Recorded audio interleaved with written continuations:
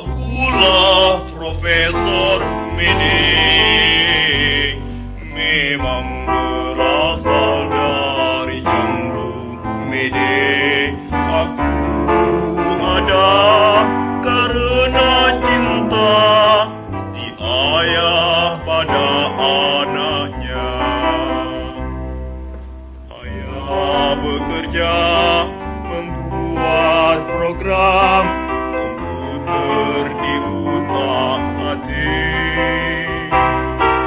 Menu dipilih-pilih, pencet sana, pencet sini. Jadilah aku Profesor Mede. Memang berasal dari Jambu Mede. Memang berasal dari Jambu Mede. Halo, apa kabar Titis? Ada yang bisa saya bantu? Jangan takut dan ragu, tanyakan saja pada Profesor Mede.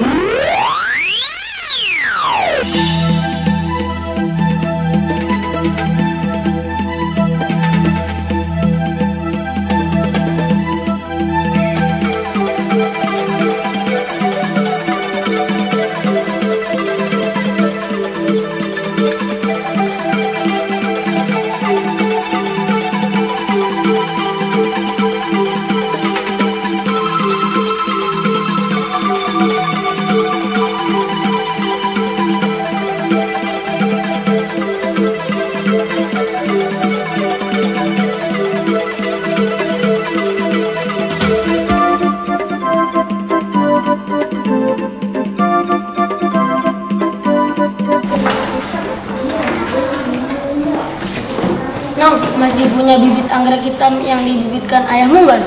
Masih? Emangnya kenapa? Nong, bibit yang kamu kasih tempo hari mati. Mati? Apa ya kamu? Nggak disiram kali? Aku siram kok, sungguh. Aku tidak bohong. Oh iya, aku minta satu lagi ya. Nanti mati lagi. Enggak deh, bener. Aku tidak bohong. Ntar aku pinjamkan buku cerita yang baru. Gimana? Setuju nggak? Setuju deh. Nanti pulang sekolah kamu ke rumahku dulu untuk ambil bibitnya, oke? Oke, Nong. Asik.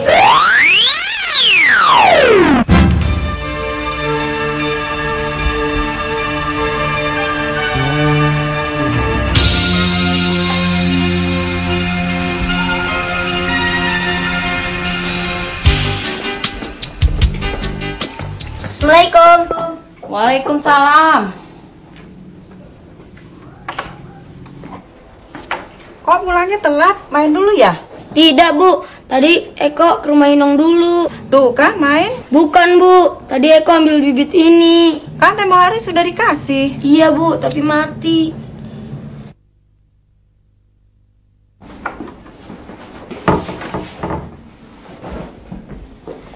Mau kemana lagi? Kamu rapikan tasnya, kemudian ganti baju, lalu makan. Ah, Ibu. Eko kan cuma mau menanam bibit ini. Iya, nanti setelah kamu makan. Baik, Bu.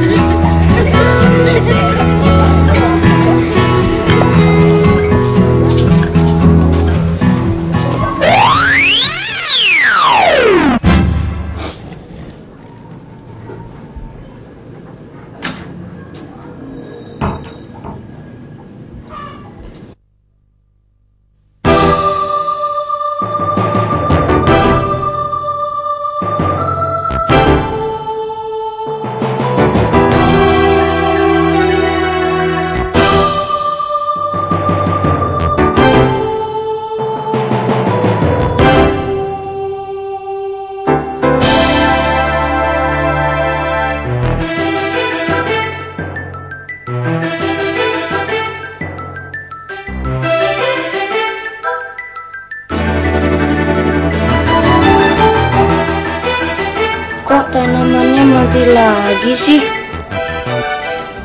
Padahal kan aku siram dan tanahnya tidak keras. Wah, pasti ada yang tidak beres. Lebih baik aku tanya Titis saja deh.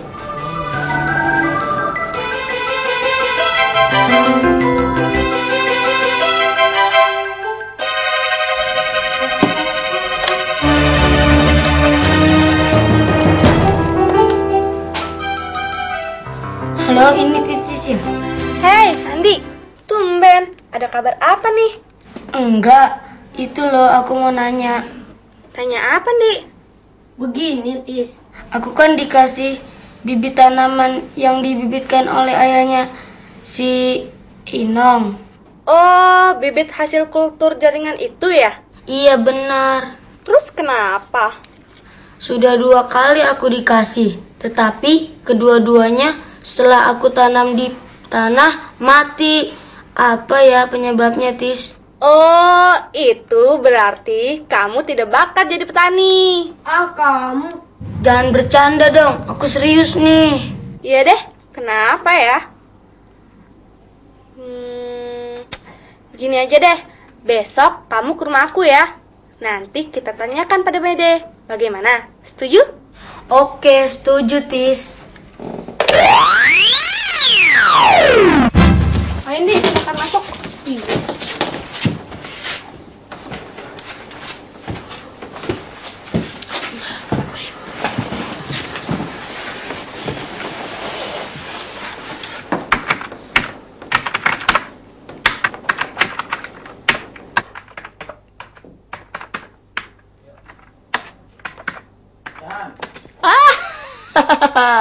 Halo Titis, apa kabar?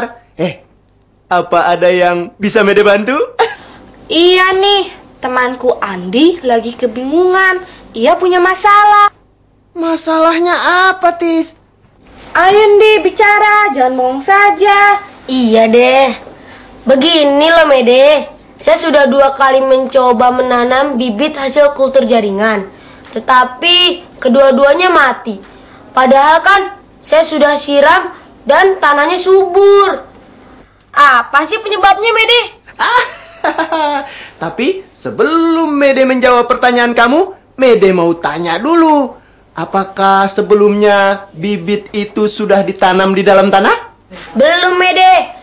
Saya dikasih bibit yang masih dalam botol tertutup. Dan juga bibit itu tumbuhnya bukan di tanah.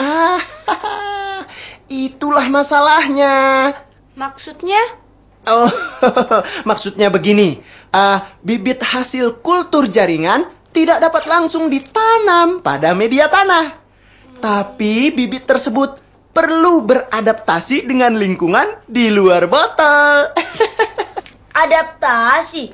Apa sih yang dimaksud dengan adaptasi? Kamu, Ndi. Adaptasi itu ialah penyesuaian diri terhadap lingkungan. Nah, Titis benar. Jadi, bibit hasil kultur jaringan memerlukan perlakuan khusus yang bertahap. Sehingga sampai dapat ditanam sama seperti bibit-bibit yang lainnya. Begitu. Mede, jelaskan dong cara perlakuan khusus itu. Oh, baik Andi. Begini caranya. Setelah diperoleh tanaman, yaitu tanaman kecil-kecil yang disebut planlet, yang sudah diketahui induknya, ambil planlet hasil kultur satu demi satu. Cucilah akar tanaman hasil kultur dengan tujuan supaya akar tanaman betul-betul bersih dari agar. Kemudian dilakukan aklimatisasi, yaitu kegiatan mengadaptasikan tanaman hasil kultur sebelum ditanam pada lahan yang sebenarnya. Setelah media kultur bersih, kemudian kita tanamkan pada media yang terbuat dari serbuk pakis. Kemudian, tutuplah tanaman hasil kultur dengan menggunakan botol atau perangkat yang lain agar tanaman kecil tidak terlalu kaget dengan suasana di luar botol. Sehingga kondisi atas leher akar seperti masih dalam botol. Lah, sedangkan akar bawah sudah mengenal media yang lain. Nah, inilah hasil tanaman setelah aklimatisasi yang masih berada di dalam pot dengan suhu yang diinginkan, yaitu 25 sampai 32 derajat Celcius. Kelembapan berkisar antara 60 sampai 80%. Dan cahaya maksimum 80%. Lalu, setelah berumur 3 sampai 4 minggu, kemudian kita pindahkan tanaman ke dalam individual pot. Media tanam pada individual pot, selain media pakis, bisa juga kita gunakan arang dari kayu. Dan tanaman anggrek telah siap untuk tumbuh mandiri. Begitu. Bagaimana? Sudah jelas? Jelas, Mede. Bagus. Oh, pantas saja, Mede. Waktu itu aku tanam 2 kali di tanah, tapi kedua-duanya mati. Oh, itu karena bibit tanaman ini belum beradaptasi terhadap lingkungannya. Nah, berarti kamu sudah jelas kan? Sudah, Mede. Ya, bagus.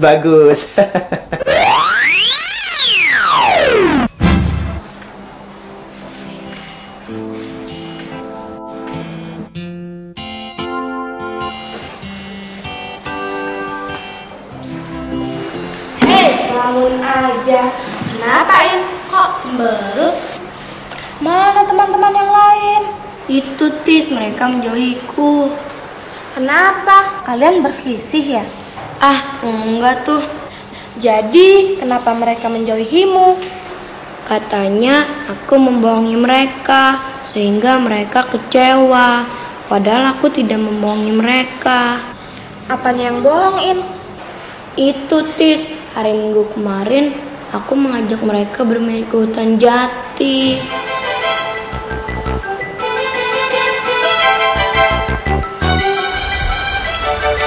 Nah, kita telah sampai di hutan jati. Mana, In? Itu yang daun-daunnya rimbun. Kok daunnya rimbun? Kamu bilang hutan jati itu daunnya kering-kering seperti mau mati. Ah, kamu sih bohong, In. Iya, kamu bohong ya, In.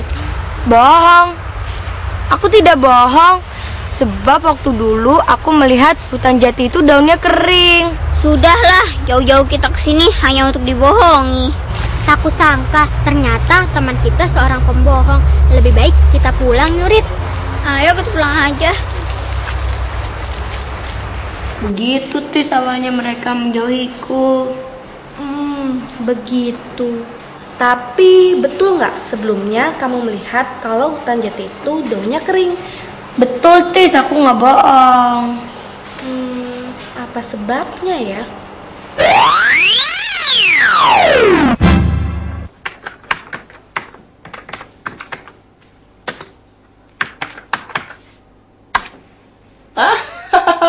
Halo Titis, apa kabar? Ada yang bisa Mede bantu? Begini loh Mede, mengapa daun tumbuhan jati yang rontok beberapa minggu kemudian daunnya rimbun kembali? Oh, mudah saja. Karena tumbuhan jati pada musim kemarau akan menggugurkan daun-daunnya dengan tujuan untuk mengurangi penguapan. Sehingga ia dapat bertahan hidup selama musim kemarau tersebut. Hal ini merupakan adaptasi dari tumbuhan jati terhadap lingkungannya yang kering. Tapi, bila musim hujan tiba, daun-daun pada pohon jati akan kembali tumbuh, sehingga pohon jati tampak berdaun lebat dan rimbun. Oh, pantas. Waktu Tina bilang ia tidak berbohong. Jadi, sekarang ini karena musim hujan, tumbuhan jati daunnya lebat dan rimbun. Nah, itulah Tis. Untuk kelangsungan hidupnya, setiap makhluk hidup harus beradaptasi dengan lingkungannya. Apakah masih ada contoh lain tentang adaptasi pada tumbuhan, Mede? Nah, Contoh lain dari adaptasi yang sama dengan adaptasi pada pohon jati adalah pohon randu atau pohon kapuk. Contoh lain adaptasi pada tumbuhan yaitu pada pohon kaktus. Pohon kaktus memiliki daun yang kecil berbentuk jarum, disebut duri, dengan tujuan untuk mengurangi penguapan, karena kaktus hidup di daerah kering. Pohon teratai memiliki daun yang lebar dan tangkai yang berongga, sehingga daun dapat mengapung di permukaan air dan dapat mempercepat penguapan karena teratai hidup di air. Demikian juga dengan tumbuhan eceng gondok. Ia memiliki tangkai daun yang menggembung berisi udara, sehingga tumbuhan eceng gondok dapat mengapung di permukaan air dan mempercepat penguapan karena eceng gondok hidup di air. Bagaimana? Apa kamu sudah paham? Sudah. Sekarang Titi sudah paham. Terima kasih ya, Mede. Oh, ya.